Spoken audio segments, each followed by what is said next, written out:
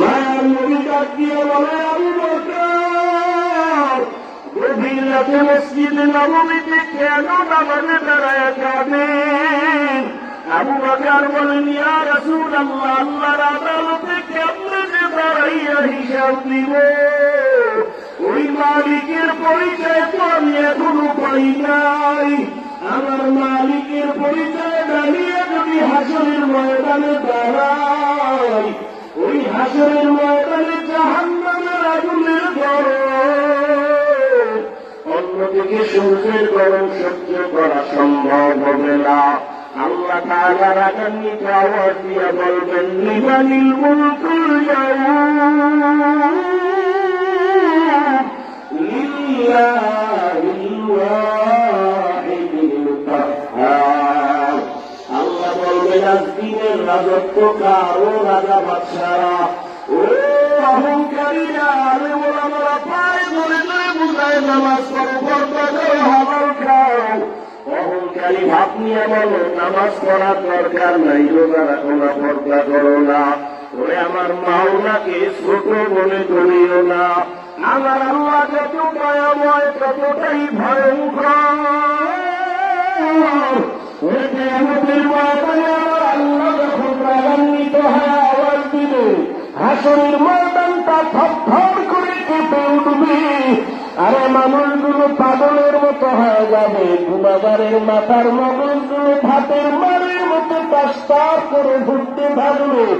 ওই জাহান্নামের আগুন সহ্য করা সম্ভব হবে না রে আল্লাহর বান্দা। রহমতের নবীও আম্মা জান আয়েশার ঘরে বসে কান্না করেন। আম্মা জান আয়েশা জিজ্ঞাসা করেন, ইয়া রাসূলুল্লাহ, আমার ঘরে বসে আপনি কান্না করেন কেন? কোনো বেয়াদবি হলো নাকি? আম্মা জান আয়েশার জবাবে নবী বলেন, আয়েশা, আমি মাঝে মাঝে বেশি কান্না করি দুইটা কথা যখন আমার মনে হয়। এক নম্বরে, আয়েশা, আমার জীবন ছিল একটা দুঃখের সময়ের জীবন। তুমি তখন দুনিয়ায় ছিলে না রে আয়েশা।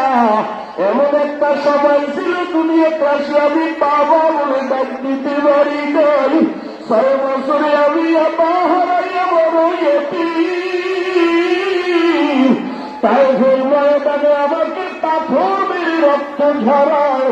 ওরে আমার তখন ভালো কেউ নাই, আমার আপনজনেরা দুশ্মন পথে কাটা দেয়। আমাকে মারার জন্য কত ষড়যন্ত্র করলো। ওই সময় আমার কেউ নাই। ওই সময় আমার একজন আপন সঙ্গিনী ছিল খাদিজা, আরবের বড় ধনী, সব সম্পদ আমাকে দান করে দিয়েছিল। আমি দিনের দাওয়াত দিয়া যত রাতে ঘরে আসতাম, খাদিজা দরজা খুলে অপেক্ষা করত, একটা সেকেন্ডের জন্য ঘুমায় না। ওই খাদিজার কথা যখন আমার মনে পড়ে, আমি চোখের পানি ধরে রাখতে পারি না।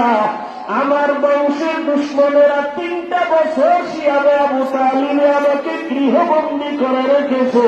পানি দেয় না, খানা দেয় না। আমি মোহাম্মদ গাছের পাতা চাবাইয়া চাবাইয়া খাইয়া পেটের ক্ষুধা নিবারণ করে, আমার খানা নাই, পাতা চাবা চাবা খাই।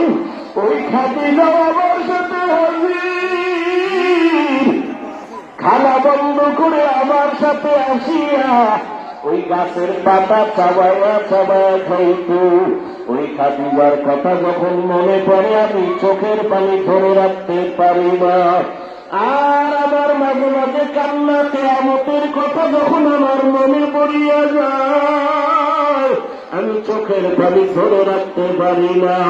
কিয়ামতের ময়দান এত ভয়ঙ্কর হবে, ওই ময়দানটা নারী আর পুরুষ সব উলঙ্গ দাঁড়াবে।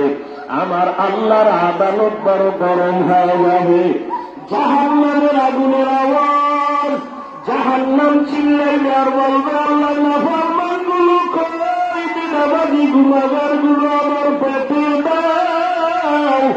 ওই সূর্যের গরমে জমিনটা তামা হয়ে যাবে। ওই সময় আমার উম্মতের কি উপায় হবে? সমস্ত নবীরা কাঁদবেন তাদের নিজের জন্য, উম্মতের